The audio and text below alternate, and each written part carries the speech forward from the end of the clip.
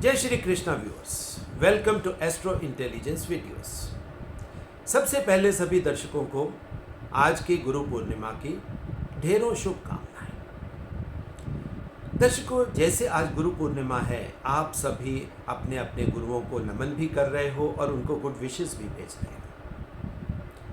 अब मेरे आज का वीडियो का टॉपिक भी इसी से मिलता जुलता है। गुरु का मतलब होता है बड़ा, रिस्पेक्टेबल, यानी कि ज्येष्ठ। अब इसको हम ज्योतिष शास्त्र में कैसे देख सकते हैं? ज्योतिष शास्त्र की इसी एक वर्ड को हम अपने जीवन में कैसे देख सकते हैं? और जो आज कल ग्रहों का गोचर चल रहा है या जो आगे आपको दिखाई देगा, उसमें इनका अगर हम कहें कि कैसे इनको हम मिक्सअप कर सकते हैं, आज की वीडियो में मैं आपको ये सभी चीज़ें समझाने वाला हूँ। इंटरेस्टिंग होगी वीडियो दर्शकों, सो अंत तक बने रहिए। बहुत सी बढ़िया चीज़ें आज की वीडियो में आएंगी। सो सबसे पहले दर्शकों, हम समझने का प्रयास करते हैं कि जो लोग जीवन में एल्डर बनते हैं, बड़े बनते हैं, ज्येष्ठ बनते हैं, उसका ज्योतिष शास्त्र में हमारे पास एक ही नक्षत्र है और वो है ज्येष्ठा। अब ज्येष्ठा के माध्यम से ही हम इसको समझने का प्रयास करेंगे। अब ज्येष्ठा नक्षत्र किसका है दर्शकों? ये है मरकरी यानी कि बुध का। अब आप मेरे पीछे भगवान बुध को देख भी सकते हो। अब ये बुध के नक्षत्र है। बुध यानी हमारी बुद्धि, हमारी इंटेलेक्ट, यानी बुद्धि ही हमें ज्येष्ठ बनाती है, हमें गुरु बनाती है। अब इस बुद्धि के या इस प्लेनेट मरकरी के 3 नक्षत्र हैं दर्शकों। कौन कौन से हैं? सबसे पहला नक्षत्र है अश्लेषा, दूसरा नक्षत्र है ज्येष्ठा और तीसरा नक्षत्र है रेवती। सो ज्येष्ठा बनने की लीनिएज अगर आप समझो, चाहे आप उसको 159 के धर्म त्रिकोण से समझ सकते हो। अब धर्म त्रिकोण का क्या है? ज्येष्ठा से पहले अश्लेषा और ज्येष्ठा के बाद रेवती। ये ही ट्रायंगल है दर्शकों, और इसी से ज्येष्ठ बनने की शुरुआत होती है।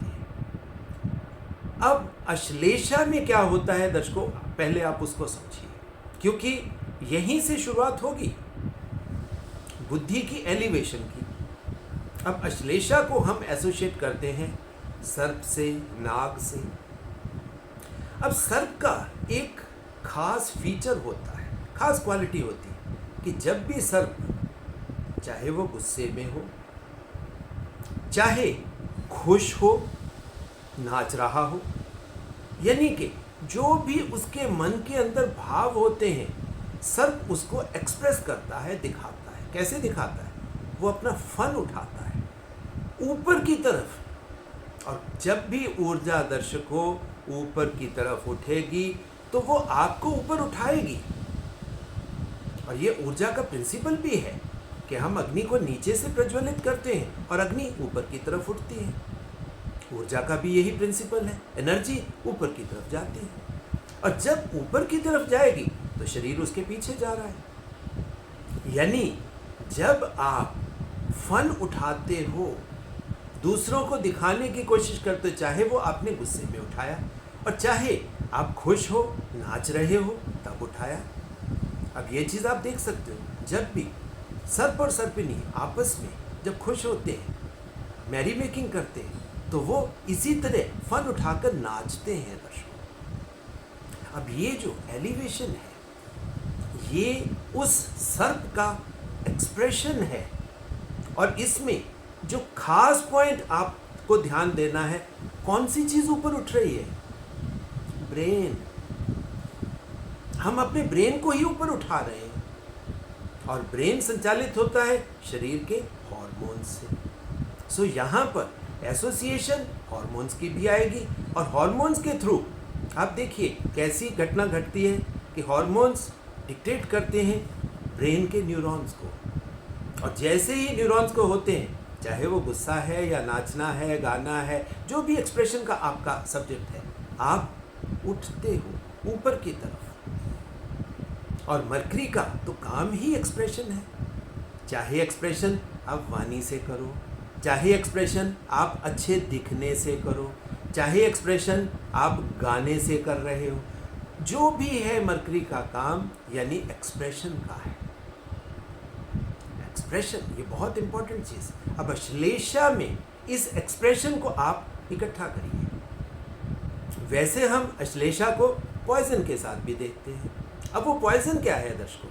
जब भी कभी कोई शो ऑफ होता है तो शो ऑफ के पीछे भावना थोड़ी सी डिफरेंट आ ही जाती है, जिसको हम कहते हैं जो भी आदमी शो ऑफ करता है वो थोड़ा सा अपने मन में दूसरों को दिखाने की, दूसरों के अंदर अपने आप को ऊंचा उठाकर दिखाने की वो भावना होती है। और जब भी हम इस तरह का ईगो का शो ऑफ करते हैं, अब अश्लेषा में दर्शकों ये बातें मैं क्यों बता रहा हूँ, यहाँ से शुरुआत हो रही है आपके एक्सप्रेशन की, यानी आप ज्येष्ठ बनने की प्रोसेस में आ गए, प्रक्रिया आपकी शुरू हो गई कि आप ज्येष्ठ बनने के पीछे चल पड़े। अब अश्लेषा के इमीडिएटली बाद क्या होता है दर्शकों? अश्लेषा के इमीडिएटली बाद गंडांत, और जैसे ही वो गंडांत पार हुआ उसका अगला नक्षत्र गंडांत का कौन सा मिला? माघा मिला आपको। आप राजा बन गए। अब भगवान बुद्ध पैदा ही राजा हुए। अब आप देखिए पूरा प्रोसेस उनका वो अश्लेषा का, अपने अंदर की इन्हीं भावनाओं को समझने का, इनके साथ जो फाइट उनकी चली, और इसी के साथ जैसे जैसे वो साधना होती गई, अब वो सिर्फ एक छोटे से एरिया के राजा नहीं, अब वो पूरे ब्रह्मांड में उनको राजा का खिताब मिल गया। वो माघा बन गए। अब माघा का संबंध आप देखिए, वहां पर माघा का संबंध रूल करने वाले राजा के साथ। हम कहते हैं कि उसको रॉयल थ्रोन मिल गई, मगर एक्चुअल में राजा का काम क्या होता है? सेवा करना। अब जैसे ही आप ऊपर उठे, आपकी एनर्जी थोड़ी सी एलिवेट हुई अश्लेषा में, आपने अपना फन उठाया, आपकी बुद्धि थोड़ा सा बढ़ी, तो उसके साथ ही सेवा भाव आपके अंदर आना चाहिए।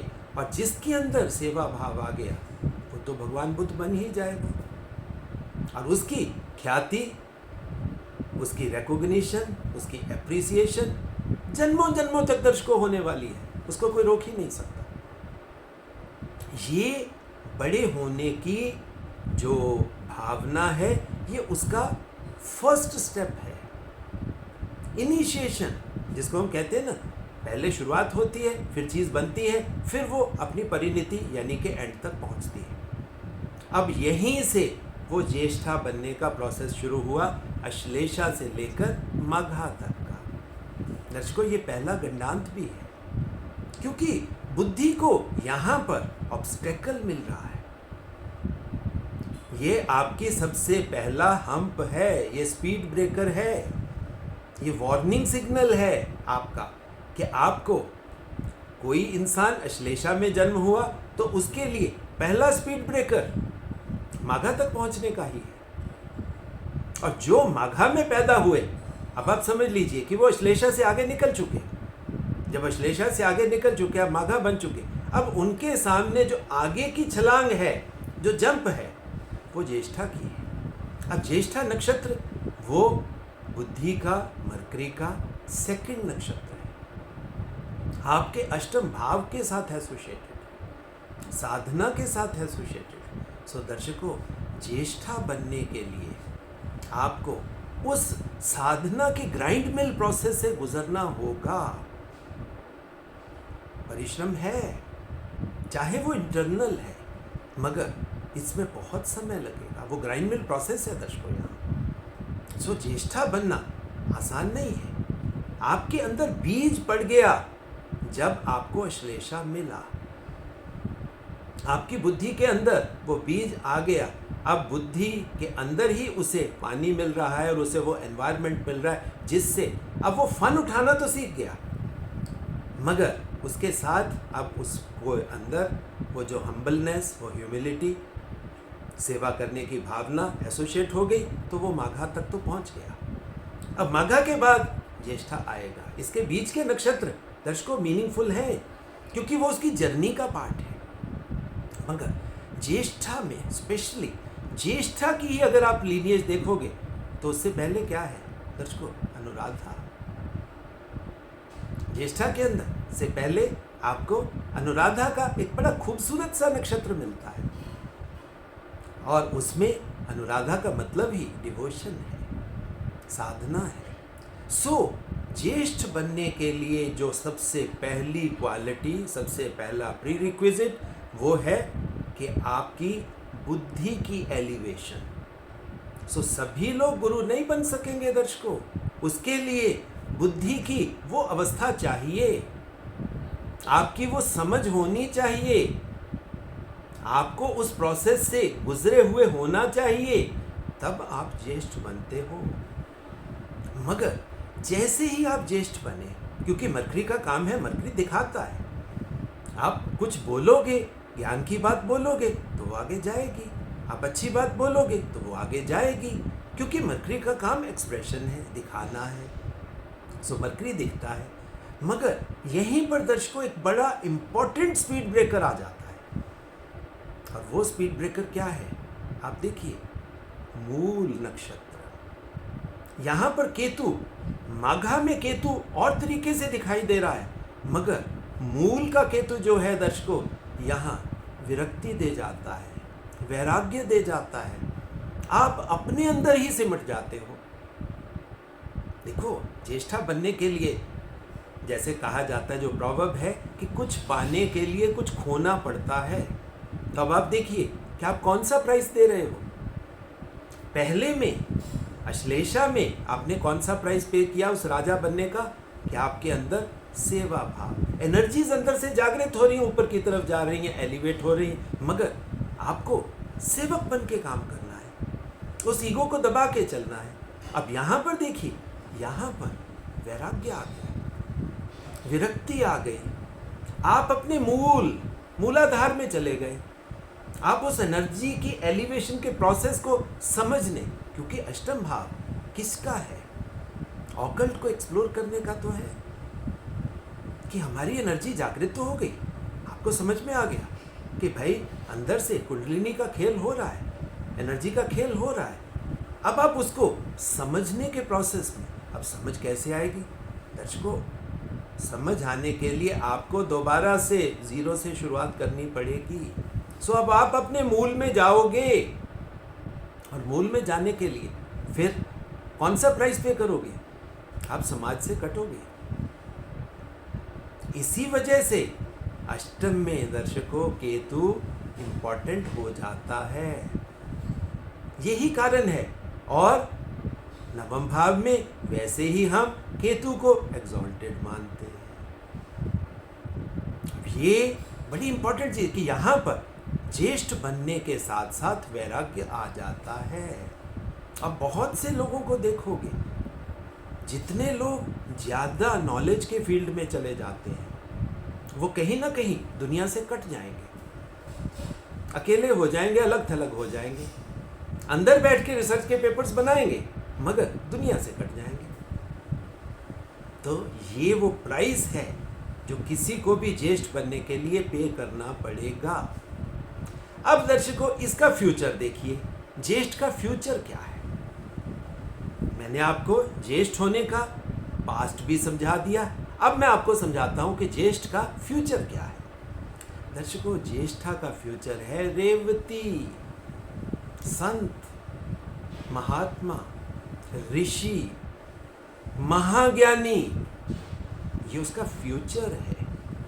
तभी तो आप देखिए, जैसे ही रेवती मिला, अब बुद्धि के अंदर, बुद्धि तो एलिवेशन की तरफ है, एनर्जी तो जागृत हो गई आपकी, और तब आपके पास दोनों बड़े गुरु जुपिटर और वीनस आपको साथ साथ मिल गए, और कहीं नहीं मिल रहे ये आपको इकट्ठे, यहाँ पर, क्योंकि वीनस एक्सॉल्टेड और साथ में यानी शुक्राचार्य एक्सॉल्टेड, लाइफ की नॉलेज मैक्सिमम, साथ में गुरु का एनवायरनमेंट, जुपिटर का एनवायरनमेंट, ये किसी की भी लाइफ का हाईएस्ट पॉइंट हो सकता है। रेवती, अब ये मैंने शुरू में कहा था कि इसका रेलेवेंस आज के साथ क्या है। अब दर्शकों आप समझिए एक बात, आज की डेट में केतु चल रहा है चित्रा नक्षत्र में और राहु है उत्तर भाद्रपद में, अश्विनी में। अब अश्विनी के बाद इसको कहाँ जाना है? अश्विनी के बाद राहु को जाना है रेवती में। अश्विनी मंगल का है, चित्रा भी मंगल का है। अब दोनों तरफ मंगल की वो हायर एनर्जी का खेल हो रहा है, नया चित्र बन रहा है। तो नया चित्र बन के अगर जो लोग बुद्धि के उस जर्नी को अपनी बढ़ाते जाएंगे, साथ में अपनी आंतरिक ऊर्जा को, इनर एनर्जी को एलिवेट करते जाएंगे, तब उनका राहु कहाँ पहुंच गया? रेवती में। ये राहु प्लस मरकरी हो गया और मरकरी का काम वैसे ही एक्सप्रेस होना है। मरकरी है तो एक्सप्रेशन तो देगा। और जब मरकरी के साथ राहु नाम का बूस्टर लग गया, अब आप समझिए उसकी ख्याति को कौन रोक पाएगा। उस ऋषि के मुंह से बोले गए वाक्य वो तो पूरी दुनिया तक, पूरे ब्रह्मांड तक जाएंगे। सो दर्शकों, ये जो गोचर आने वाला गोचर है राहु का, ये इंपॉर्टेंट गोचर है, क्योंकि अश्विनी से कहाँ जाना है? अश्विनी से हमें जाना है रेवती में। Rahu mercury combination, highest knowledge, और यहीं पर गुरु पूर्णिमा। अब आप समझ लीजिए कि क्या है इसमें नई इमेज है। बहुत से जो छद्म गुरु हैं, जो फेक गुरुज हैं, उनकी इमेज ध्वस्त भी होगी।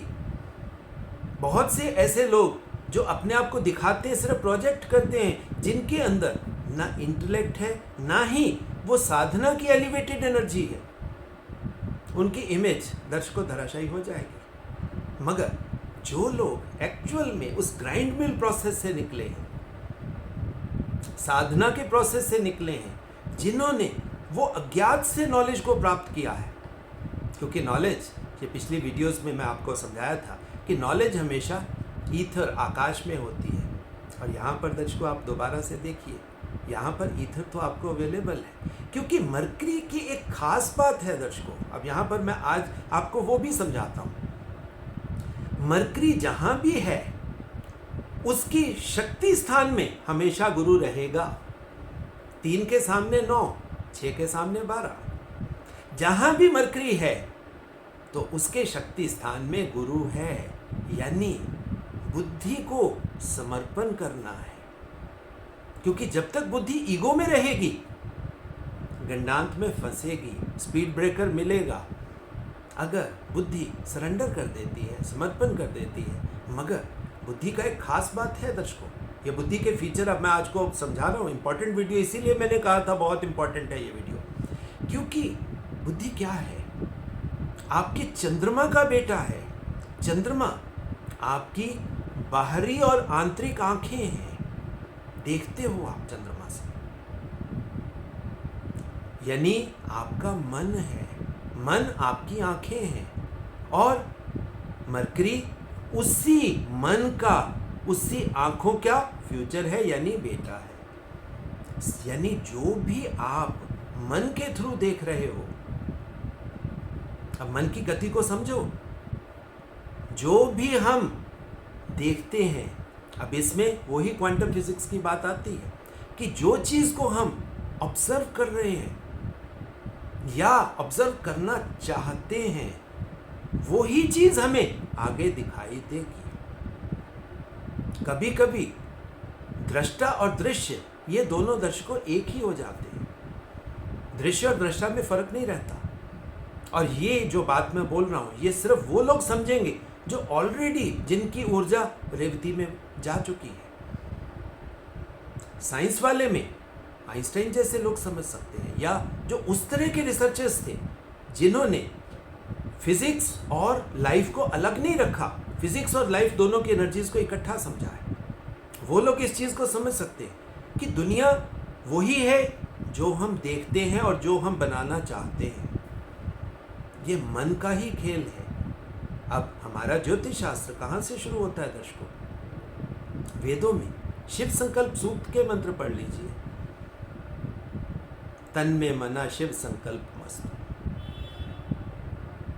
अब यहीं पर ज्योतिषाम ज्योतिरेकम, ज्योति, ज्योति की गति है ये। अब ज्योति सूर्य से चंद्रमा। अब आप लीनिएज को पकड़िए, ज्योति कहाँ से आई? सूर्य, बाहर से सूर्य, अंदर से आत्मा। दोनों तरफ से पहुंची कहाँ? चंद्रमा या आपके अंदर से चंद्रमा, यानी के मन के पास पहुंची। वो ज्योति कहाँ से निकली? सूर्य से निकली, आत्मा से निकली, कहाँ पहुंची? आपके मन के पास पहुंची। और मन आपकी आंख है। अब मन बाहर भी देख सकता है और मन अंदर भी देख सकता है। बाहर की गति आप देखोगे, जो आप देख रहे हो उसी से वो दृश्य, वो ऑब्जेक्ट, वो मटेरियल लाइफ बन जाएगी। और उसी को अगर आप ऑब्जर्व करना चाहते हो, आंतरिक, अंदर, अपने अंदर उतरिए और उसको ऑब्जर्व करिए, तब आपको परमात्मा के उस रूप की अनुभूति होगी जो साकार नहीं है, निराकार है, मगर एक है। दर्शकों, ये अल्टीमेट ट्रुथ है। इसी वजह से तो दर्शकों, अब मैं आपको एक और खास बात बताता हूं हमारे ज्योतिष शास्त्र की। ज्योतिष शास्त्र में अब कहने को हम कह सकते हैं, सूर्य और चंद्रमा के बाद स्टेटस किसको मिल सकता था? दोनों गुरु हैं, दोनों गुरुओं में से तीसरा स्टेटस किसी को भी मिल सकता था। जुपिटर को भी मिल सकता था, वीनस को भी मिल सकता था, मगर ऋषियों ने स्टेटस वो किसको दिया? राजकुमार किसको बनाया? क्राउन प्रिंस किसको बोला? आपकी बुद्धि को बोला। जुपिटर आपको राजकुमार नहीं बनाएगा, वीनस, शुक्राचार्य आपको राजकुमार नहीं बनाएगा। ज्ञान दे देगा, मगर ज्ञान के थ्रू साधना। तभी तो जुपिटर मरकरी आमने सामने है। जुपिटर उसका शक्ति स्थान है, मगर क्राउन प्रिंस आपको आगे ले जाने वाली बुद्धि ही है। बुद्धि ही आपको भगवान बुद्ध बना देगी, यही आपको एलिवेट करने वाली है, यही आपको ज्येष्ठ बनाने वाली है। और दर्शकों, आपके लिए ये जो आगे आने वाला राहु का गोचर है, जब अश्विनी से रेवती में जाना है, यानी कि केतु से, क्योंकि ये उल्टा है, रेट्रोग्रेड है, केतु से।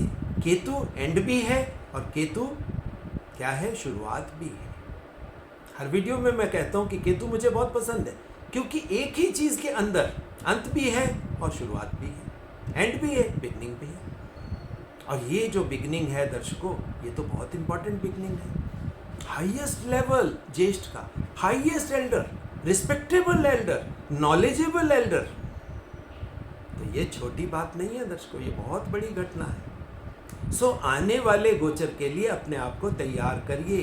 पिछले वीडियो में मैंने आपको केतु चित्रा में बताया, आज की वीडियो में मैं आपको बता रहा हूँ कि राहु का जब ये गोचर आना है आगे, जब राहु रेवती में जाने वाला है, कि आपके साथ क्या घटित होगा।